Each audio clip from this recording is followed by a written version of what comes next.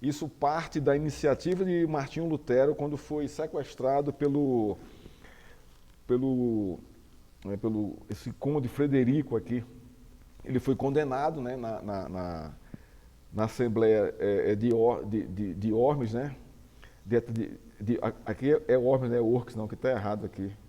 Desculpa, esse aqui foi o outro que corrigiu, né? Ele foi sequestrado, foi colocado no castelo desse homem, desse Frederico aqui, e lá ele traduziu a Bíblia para o alemão popular, traduziu do grego. E aproveitou a invenção da imprensa, né, de Gutenberg, e produziu várias exemplares e distribuiu pela Alemanha. Né? Isso trouxe assim, um avanço tremendo. Né? E logo, logo estava toda a Europa, né, encharcada de Bíblia, né, na tradução em suas próprias línguas. Né? Isso foi um avanço tremendo. E o que nós temos aqui hoje é justamente isso. A nossa escritura ela parte dessa premissa aqui, né, dessa preocupação de Martinho Lutero em editar, em produzir escrituras para que o povo tenha conhecimento da palavra de Deus. Porque não adiantava ter a reforma se não houvesse, não é, a instrução e a capacitação e o conhecimento do povo a respeito da reforma. Não é? As teses de Lutero eram teses teológicas e todas fundamentadas na Escritura. Então, essa preocupação do monge Lutero em trazer para a igreja, né, a tradução da Bíblia na linguagem popular foi extremamente, não é, importante no contexto. A reforma encharcou toda a Europa do século XVI, irmãos. Foi uma coisa assim tremenda. Hoje a gente vê aqui, né, ele passa aí pela praça ali dos reformadores, né, é simplesmente hoje é simplesmente um museu, né? Ninguém fala mais sobre a reforma na Europa. Não se fala mais sobre isso. Não é? Esses homens foram todos esquecidos, né? Com a questão do materialismo, né? A questão do mundanismo, né? Do secularismo, né? Destruiu todas essas tradições e não houve a preocupação da igreja em formar a nova geração no contexto, na visão da reforma. Né? Hoje, nós estamos sofrendo eu diria que é uma síndrome muito grande, né? As gerações estão sendo esquecidas nas igrejas. As pessoas não estão dando mais valor a isso. Você não vê mais a igreja preocupada em formar novas lideranças. E há uma dificuldade enorme hoje das igrejas para ter lideranças, né? Para ter lideranças. Isso desde pequena. Por isso que é tão importante, irmãos, a escola bíblica dominical para os seus filhos. Eles não devem deixar de vir. Porque o que eles recebem durante a semana é tudo contrário a isso aqui. Na escola, na televisão, na internet, na Netflix, na Amazon, nesses canais aí fechados aí, todos são contra a Escritura. Todos corroboram para um princípio fora das Escrituras. E é na igreja.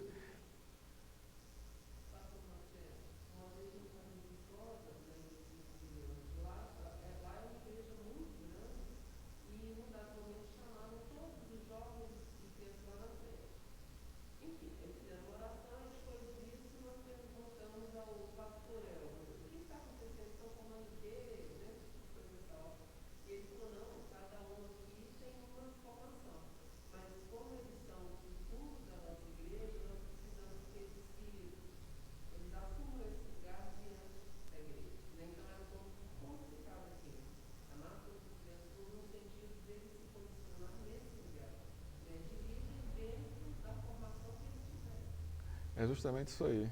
Né? Então, sabe, irmãos, a gente deve estar preocupado com isso, né? Na formação dos nossos filhos, né? Com esse legado, né? Com essas convicções, porque eles vão disparar no mundo aí para trabalho, para profissão, e a gente não vai ter mais controle sobre eles. Mas se eles têm essa semente plantada no coração, não é? Eles vão saber se posicionar no mundo, né? E diante das situações da sociedade, né? Com a tradição cristã já plantada pela própria escola bíblica no coração deles. Né? Isso é muito interessante, né? A gente pensar sobre isso. E a Escritura tem esse papel fundamental. Né? A gente não deve deixar de ler a Escritura, não deve. Não deve. Leia a Escritura. Não é? Se você acha difícil, né, anote a sua dificuldade, né, traz para mim aqui para a gente conversar, para a gente esclarecer essas coisas, mas não deixe de ler, porque a palavra vai entrando, vai criando raiz em seu coração. Não é? Não é? Isso é saudável demais. Não é? Isso é saudável demais, porque, abra aí acho que é João 8, né? João 8. Lá no Evangelho de João, como está aqui no boletim, João 8, 31 e 32. A gente se apega muito a esse versículo, conhecereis a verdade e a verdade vos libertará, né? Mas está incompleto o versículo. Está incompleta a mensagem aqui. Está incompleto demais, porque não é isso que João está dizendo só. Ele está indo mais além um pouco. Ele está indo mais além. Veja aí o verso 31 e 32. Olha só, conhecereis a verdade, a verdade vos libertará, é a conclusão do que está no verso 31 e 32. Não é o princípio, não é o início, mas é uma conclusão, olha só. Então Jesus disse aos judeus que haviam crido nele, falando aqui para o povo dele: se vocês permanecerem na minha palavra, são verdadeiramente meus discípulos, e conhecereis a verdade, e a verdade os libertará. Então veja só aqui, qual é o fundamento básico aqui? São dois, para a verdade libertar. Qual é? Primeiro, crer, que ele falava para aqueles que estavam crendo nele. E o segundo princípio aqui é permanecer na sua palavra. Aí ela vai, né, trazer para você conhecimento para que você seja liberto, né, do pecado e das coisas que estão aí fora, todo mundo aí querendo lhe escravizar a todo tempo, a toda hora. Então, o resumo aqui e a verdade vos libertará, mas tem um precedente anterior, que vai apontar como essa verdade vai libertar você, crendo em Cristo e permanecendo na sua palavra. Por isso que é tão importante a gente ler as Escrituras. Lê mesmo.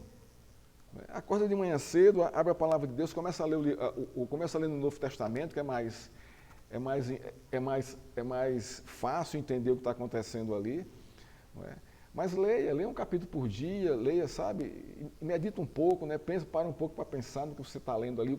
Senhor, me ensina, me mostra o que é que o Senhor está dizendo aqui para a minha vida. Não pensa nos outros, não. Pensa em você. Porque a meditação é sua. Não fica lendo pensando em fulano, ciclano, fulano deveria ler isso aqui. Ciclano. Não é isso. É eu que devo ler isso aqui e aplicar a minha vida. Ok? Então está aqui, depois você lê um boletim para vocês entenderem, né, o que é ter as Escrituras na mão. Onde surgiu isso? Aonde foi o pontapé inicial para isso? Reforma protestante. Não adiantava os 5 solas, né, sem a Escritura para comprovar. Você viu quanto versículo ele trouxe para poder provar ali os 5 solas. Então, se chegam os 5 solas para o povo, mas o povo vai dizer, e aí, como é que a gente vai saber que é verdade isso? Como os bereantes, que Paulo pregava e eles estavam lá, ó, vendo se o que Paulo pregava estava correto mesmo. Então a Escritura vem para fundamentalizar isso aí, vem para fundamentar isso aí. A teologia, os princípios de Deus. Como é importante para nós, irmãos. Tudo está na Escritura, tudo. Então nós devemos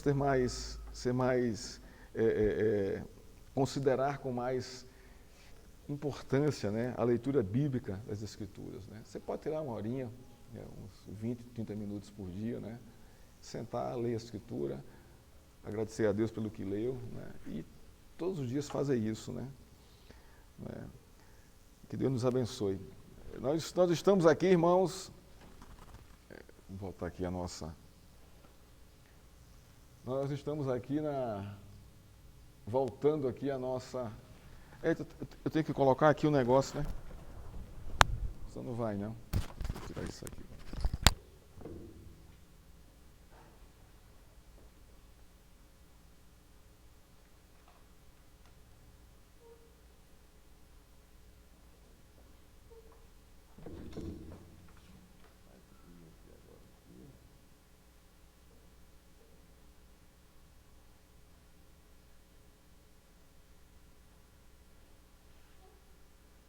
Projetar, né?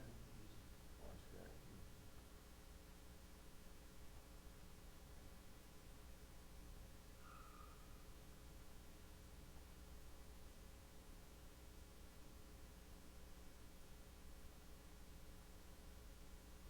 cá?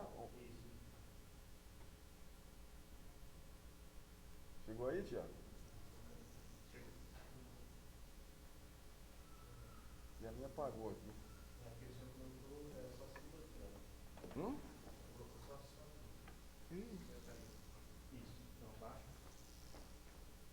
Tá entre aqui? Ah.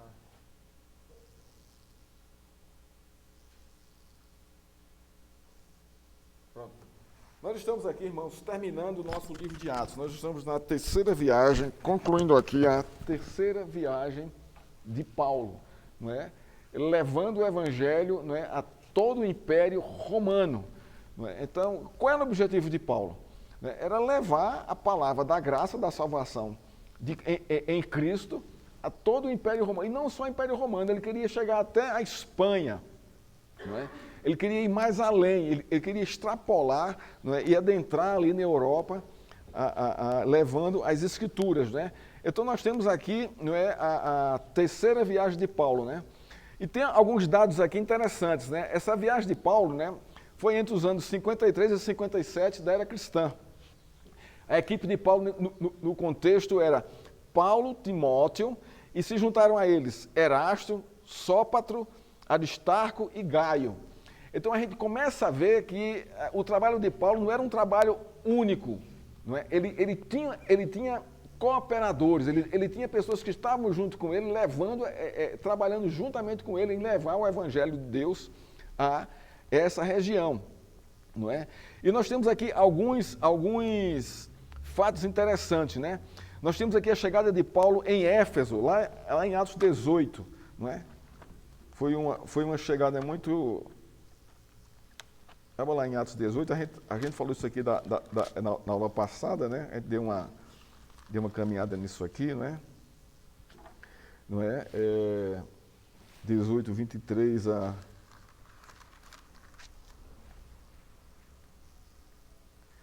18, 23 em diante aqui, 24 aqui, a gente viu aqui como é que Paulo começa a sua terceira viagem, ele chega em Éfeso, o que acontece em Éfeso ali, né?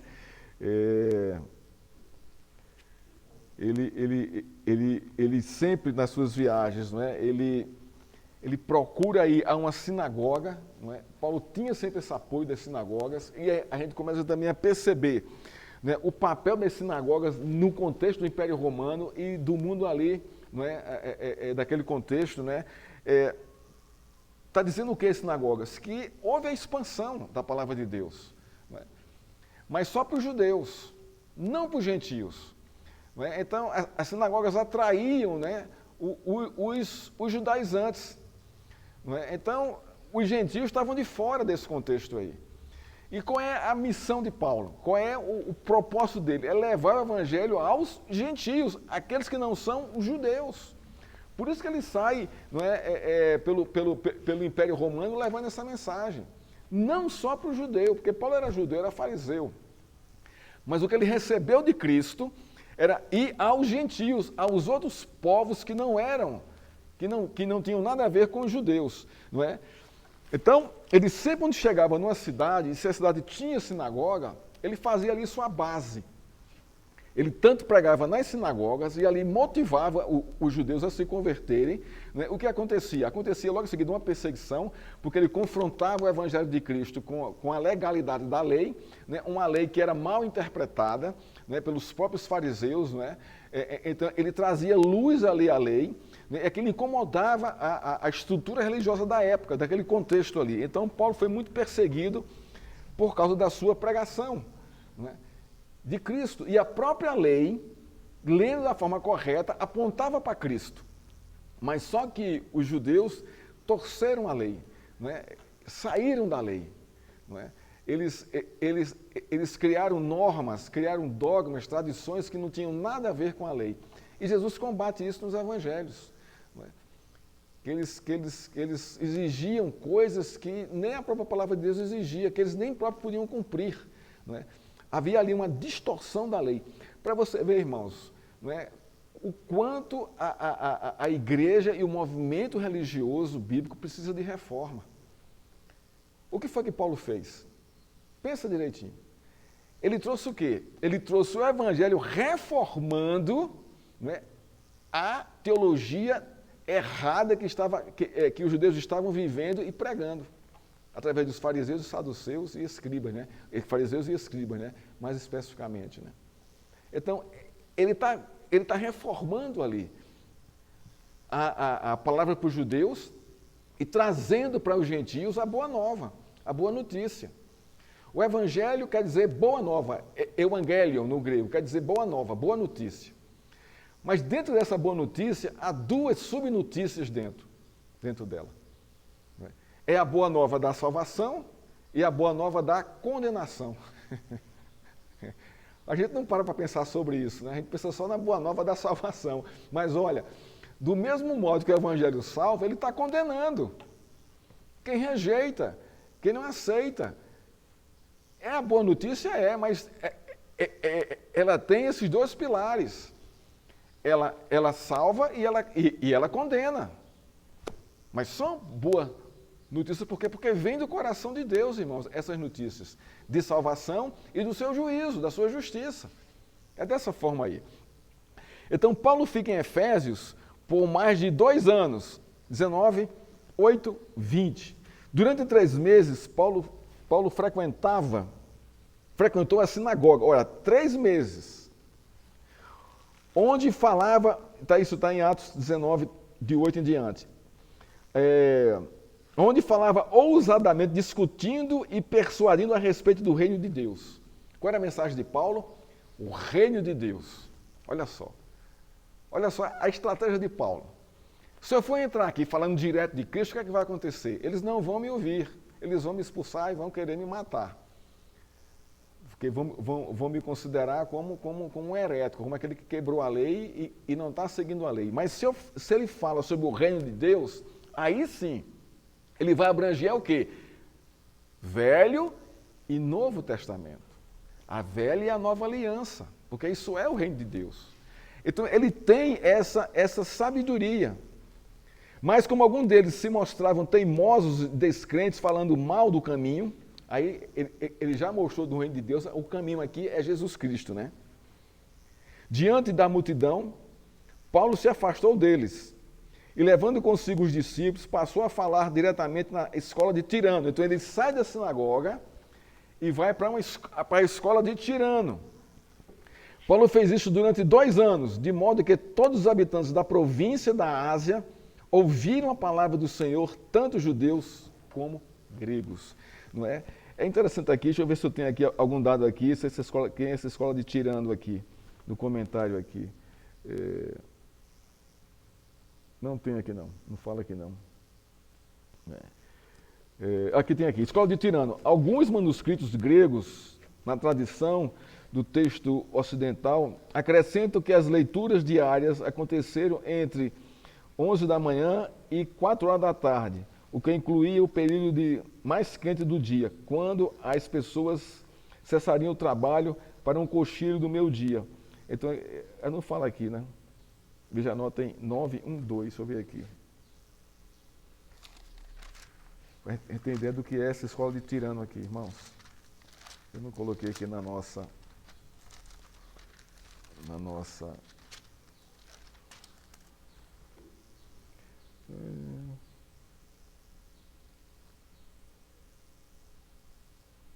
Não tem não.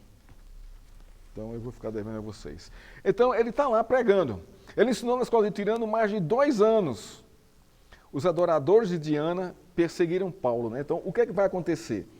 No verso 21, né, depois desse contexto todo aqui, Paulo 2 anos pregando, né, lá em Efésios, né, nessa cidade aqui, não é? E tendo anunciado o evangelho naquela cidade e feito muitos discípulos, Paulo e Barnabé voltaram para Listra, Icônio e Antioquia, fortalecendo o ânimo... desculpa, estou aqui no 14, estou aqui no 19.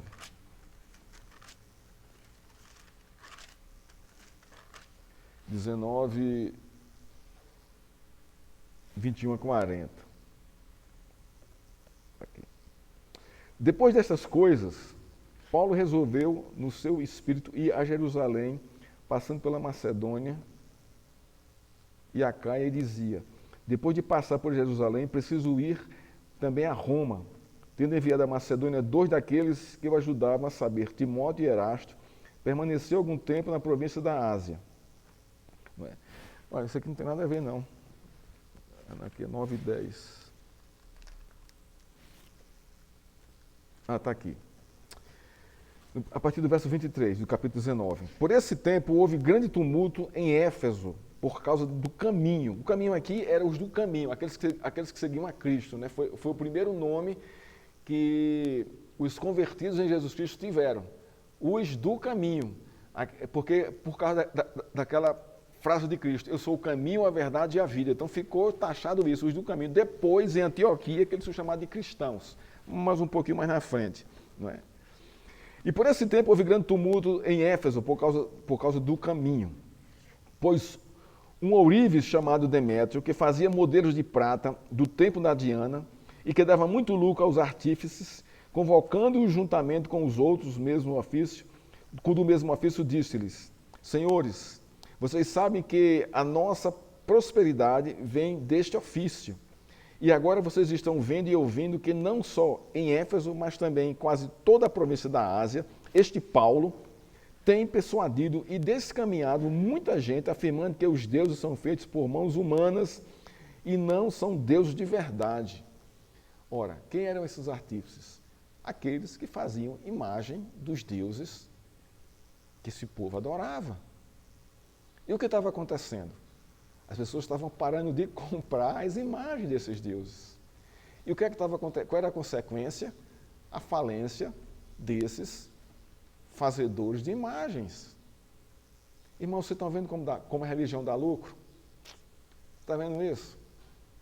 Se você entrar aqui em qualquer casa, aqui no bairro aqui, de alguém que não é cristão, você vai ver na casa dela alguma imagem de alguma coisa. Está lá. Se você entrar aqui em qualquer restaurante aqui da região, você vai ver a imagem de alguém dentro do restaurante. Você está vendo como dá lucro? Então, o que estava acontecendo lá em Corinto? Né? As pessoas pararam de comprar essas coisas, por quê? Porque tiveram a luz de Deus aberta, né? Foram clareados, iluminados pela luz do Evangelho. E o que aconteceu? Esse Demétrio aqui se levanta contra, ajunta os fabricantes de ídolos, desses deuses, e diz: olha, irmãos, esse Paulo está acabando com a nossa profissão. Não somente há o perigo de que o nosso negócio caia em descrédito, como também de que o próprio templo da grande deusa Diana seja considerado sem valor e até que venha a ser destituída a majestade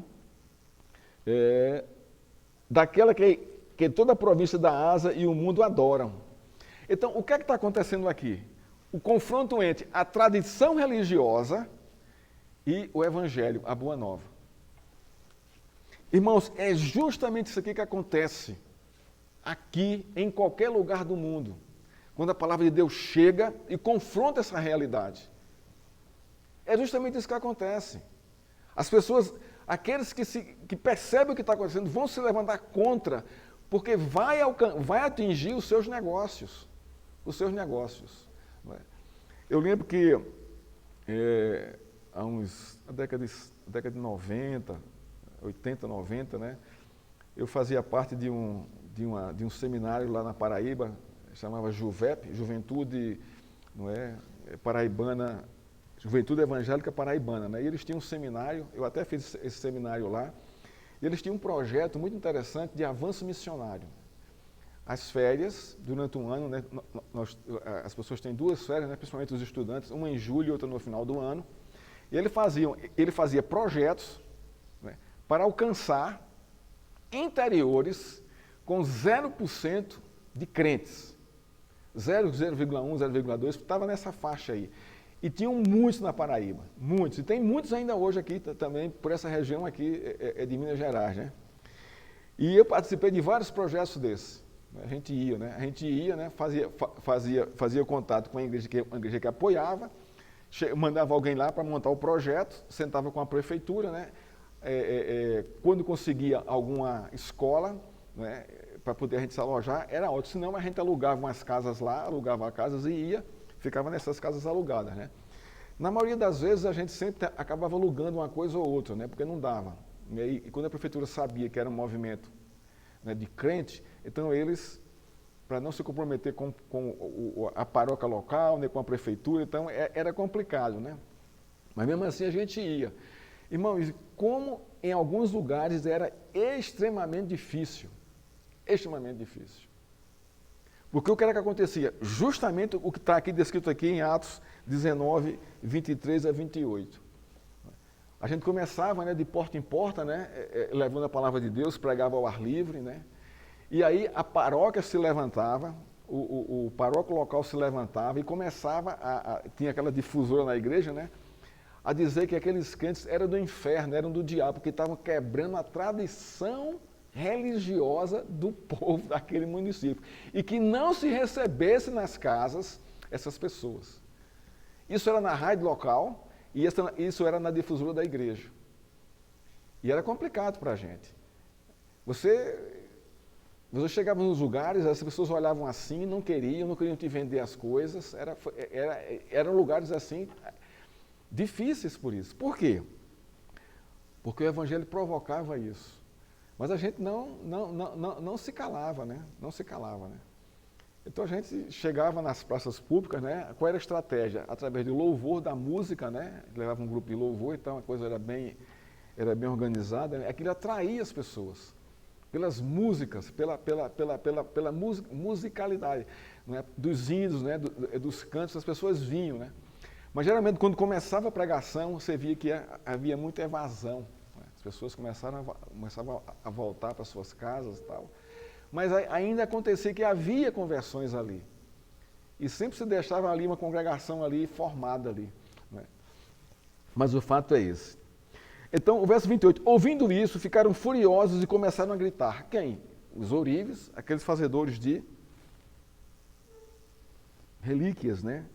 Das imagens. Grande é a Diana dos Efésios.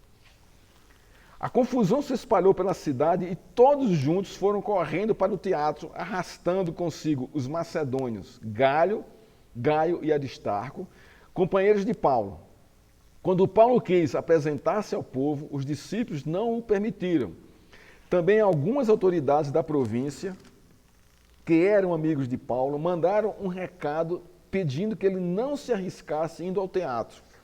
Uns, pois, gritavam de uma forma, outros de outra, porque a assembleia tinha virado uma confusão.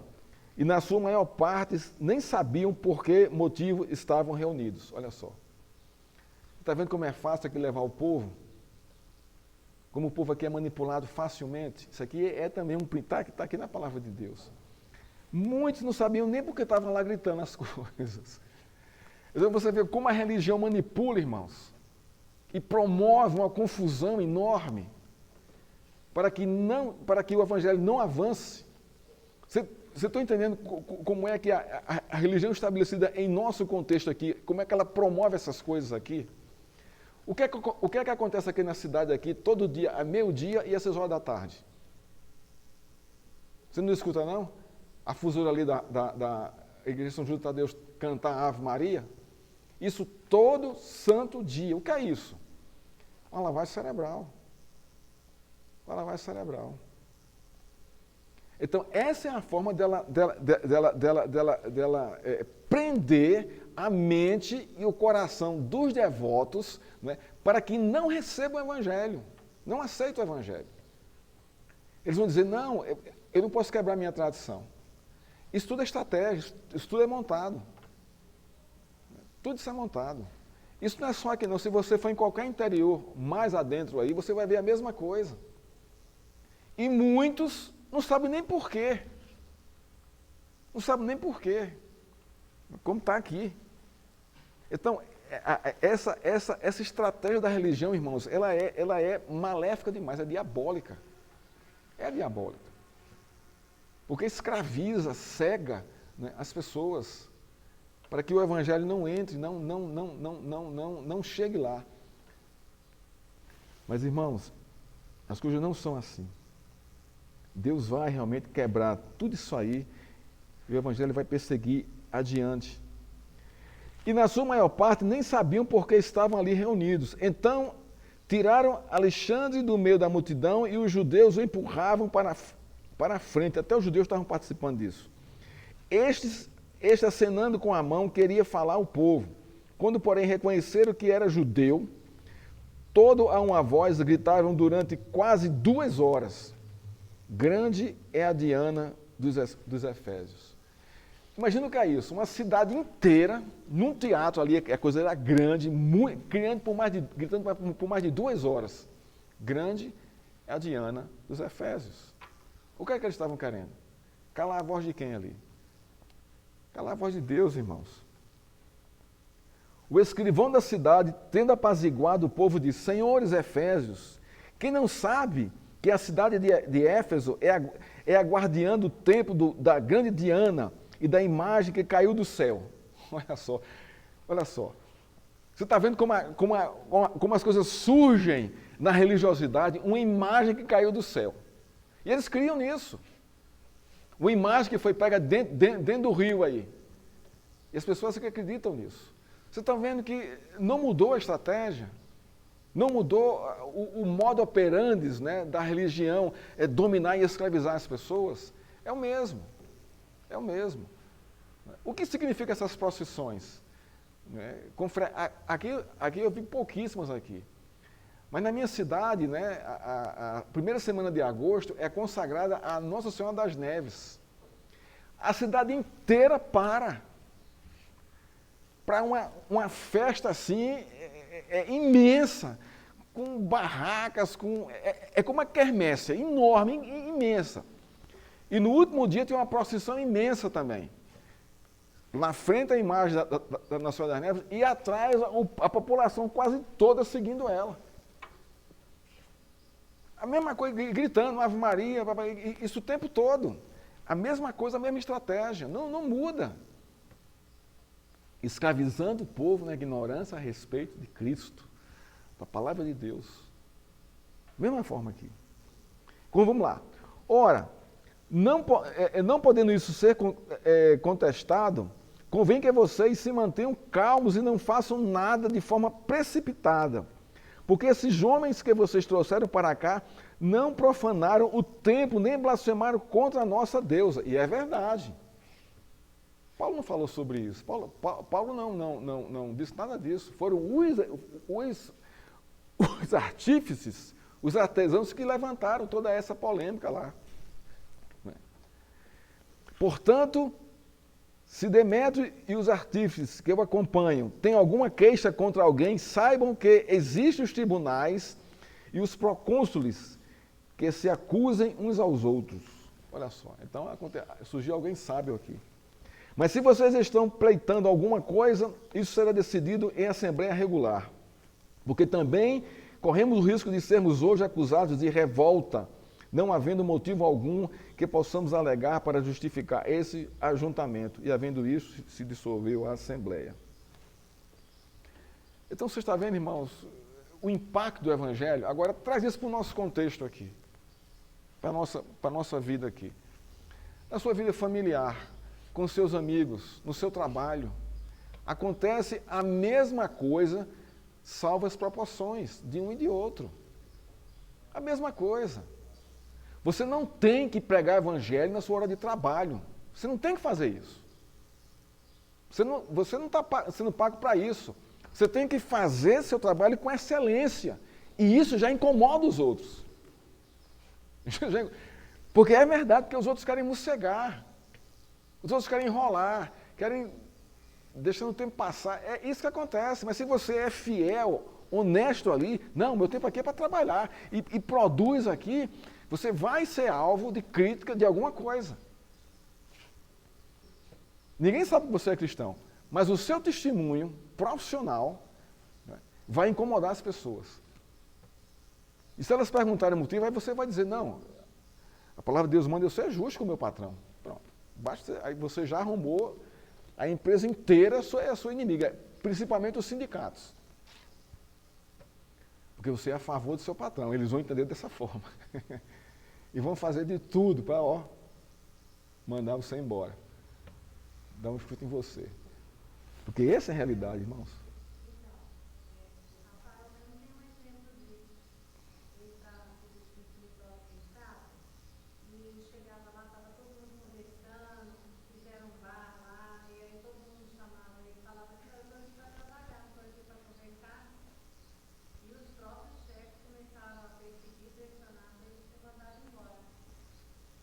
Você está vendo, irmãos?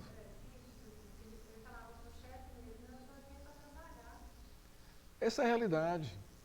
Né? O cristão ele vai se posicionar dessa forma. Nesse contexto nós estamos aí fora. Não precisa você sair fazendo protesto, aí, levando bandeira, tal. Isso aí não é por aí esse caminho. Isso fazem eles aí. Mas você é na sua convicção de crente, de temente a Deus, de fiel ao Senhor. Isso incomoda as pessoas. Isso incomoda as pessoas. E elas vão em cima de você, para lhe desmoralizar, para afetar a sua idoneidade, para lhe difamar, lhe caluniar. É dessa forma. Por quê? Porque a palavra de Deus, ela incomoda. Ela incomoda, irmãos. A gente acabou de ver aqui o que aconteceu aqui em Éfeso. Isso aconteceu em toda a área onde Paulo passava. Ele foi perseguido assim severamente, até ser preso, ser levado para Roma e ser condenado lá à morte, né? Porque os judeus não podiam matar Paulo, né? O judeu não podia fazer isso, por causa do Império Romano, né? Só quem poderia, naquele contexto, decretar a pena de morte de alguém era o Estado romano, o Império Romano. Os judeus não poderiam fazer isso, senão seriam condenados à morte, porque desrespeitaram a lei romana, né? Alguns pontos interessantes aqui, né? Paulo fala aos presbíteros de Efésio em Mileto, no capítulo 20 aqui, né? Ele chamou os presbíteros da igreja de Éfeso para conversar. Ágabo, um profeta de Jerusalém, disse que Paulo seria preso em Jerusalém. E realmente acontece isso aqui. Isso tudo aconteceu na terceira viagem. Paulo é violentado e preso pelo tribuno da cidade. Atos 21, 30 a 33. Isso aqui é interessante a gente parar para pensar aqui.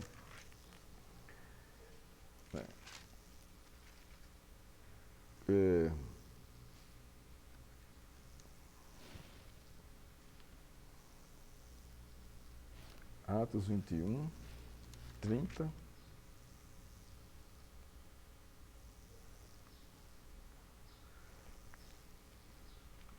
Paulo é preso no templo, né?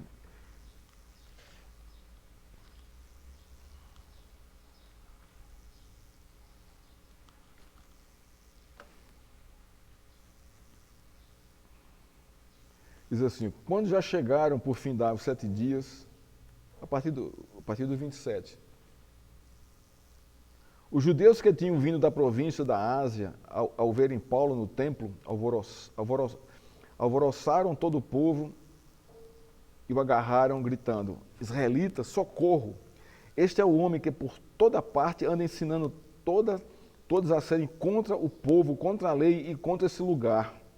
E mais ainda, introduziu até gregos no templo e profanou este recinto sagrado. Tudo isso aqui é falso. Tudo isso aqui é falso. Disseram isto, pois antes tinham visto Trófimo e o Efésio em sua companhia na cidade e pensavam que Paulo o havia levado para dentro do templo. Toda a cidade ficou em grande alvoroço e o povo veio correndo, agarraram Paulo e o arrastaram para fora do templo. Imediatamente as portas foram fechadas. Procurando eles matá-lo, chegou o conhecimento do comandante das tropas romanas que toda Jerusalém estava amotinada. Então levando logo os soldados e centurião, correu para o meio do povo. Ao verem chegar o comandante e os soldados, pararam de espancar a Paulo. O comandante se aproximou e ordenou que Paulo fosse preso e amarrado com 2 correntes. Então perguntou quem era e o que havia feito. Na multidão, uns gritavam uma coisa, outros gritavam outra, igualzinho aqui em Efésios. Não podendo ele, porém, saber a verdade por causa do tumulto, ordenou que Paulo fosse recolhido à fortaleza. Ao chegar às escadas, foi preciso que os soldados o carregassem, por causa da violência da multidão, pois a massa do povo o seguia gritando, mate-o. E quando Paulo ia sendo recolhido à fortaleza, disse ao comandante, seria possível dizer algo para o Senhor? O comandante respondeu, você sabe grego? Você não é por acaso aquele egípcio que alguns tempo atrás começou uma revolta e levou 4.000 guerrilheiros para o deserto? Paulo respondeu, eu sou judeu natural de Tarso, uma importante cidade da Cilícia. E peço ao Senhor que me permita falar ao povo. Obtida a permissão, Paulo em pé na escadaria, fez com a mão um sinal ao povo, fez-se grande silêncio e ele falou em língua hebraica dizendo... Você está vendo, irmãos, o que é que o Evangelho provoca aqui? Então não se espante, não fique, não se sinta assim, não seja autopiedoso com você mesmo, porque você está sendo perseguido por causa do Evangelho. Veja só, há uma diferença entre seu testemunho e o Evangelho. Se o teu testemunho é testemunho, então, chega no trabalho atrasado, então você está sendo perseguido justamente pelo seu chefe, porque você não está...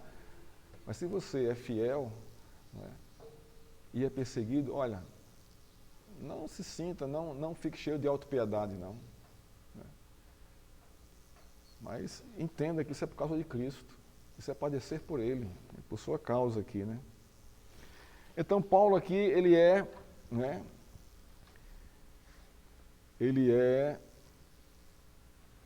preso, açoitado, né? Ele se coloca dentro do povo, ele fala aqui para o povo em hebraico, né? Isso aqui confronta o povo totalmente. Paulo é levado perante o rei Agripa e Paulo apela para César. Aqui já no verso 23, ele é preso, né? Ele vai apelando, né? E aqui nós vamos entrar na quarta viagem e última viagem de Paulo, né? E aí nós encerramos o nosso livro de Atos. Irmãos, qual é a mensagem disso tudo aqui para a gente? É para a gente perceba, não é, o custo do testemunho cristão. O custo que esses homens, né, de Deus no contexto pagaram para que o Evangelho chegasse até nós. Eles não, irmãos, eles não se intimidaram com as ameaças, com os atentados de morte. Então não pense que a igreja perseguida é uma igreja coitadinha, que os irmãos estão lá assim, os coitadinhos. Não pense assim, não. Eles estão bem conscientes do que está acontecendo e de como é que a coisa procede, né, no avanço da igreja, né? Ok? Vamos orar ao Senhor, né? Agradecendo a Deus por esse tempo, agradecendo a Deus pela reforma, né, protestante e pelo seu legado chegou aos nossos dias, né? E temos hoje, né, em nossas mãos o maior tesouro da reforma, que é a Bíblia escrita, né? A palavra de Deus escrita em nossas mãos, onde ela traz, onde ela revela, onde ela pontua, né, o somente a graça, o somente a fé, o somente a Cristo, somente a Escritura e a glória somente a Deus. Pai, obrigado, Senhor, por Tua graça e bondade sobre nós. Por esses 504 anos, Senhor, da manifestação da reforma e do avanço da Tua igreja, Senhor. Pedimos que o Senhor nos fortaleça, Senhor, no Teu caminho, na Tua palavra. Que o Senhor nos ajude a tê-la com grande preciosidade ao nosso coração, Pai. E abre os nossos olhos, Senhor, para sermos firmes, porque os dias são maus e vão piorar, Senhor. Ajuda-nos a sermos fiéis ao Senhor. Assim te oramos, em nome de Cristo. Amém. Irmãos, antes de encerrar, teria aqui alguns avisos. Primeiro, que dia 7, domingo que vem, nós vamos ter aqui uma missionária chamada Cláudia, ela é da APMT. Ela está indo para o mundo dos curdos. Curdos é um povo,